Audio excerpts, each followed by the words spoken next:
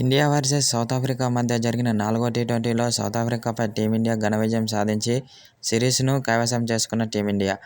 అయితే ఈ మ్యాచ్లో తొలుత బ్యాటింగ్ చేసిన టీమిండియా నిర్ణీత 20 ఓవర్లలో 1 వికెట్ కోల్పోయి 283 పరుగులు చేసింది.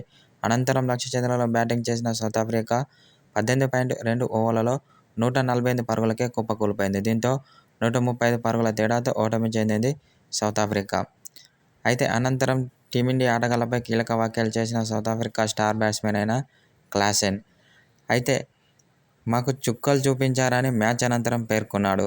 సంజు శాంసన్, తిలక్ వర్మ ఆ కొట్టుడు చూస్తుంటే మాత్రం మాకు భయమేసిందని మ్యాచ్ అనంతరం పేర్కొన్నాడు. ఇలాంటి ఆటగాళ్లను నా క్రికెట్ చరిత్రలోనే చూడలేదని క్లాసెన్ మ్యాచ్ అనంతరం తెలిపాడు. అనంతరం వీరిద్దరిపై ప్రశంసల వర్షం కురిపించాడు సౌత్ ఆఫ్రికా స్టార్ ప్లేయర్ అయిన క్లాసెన్.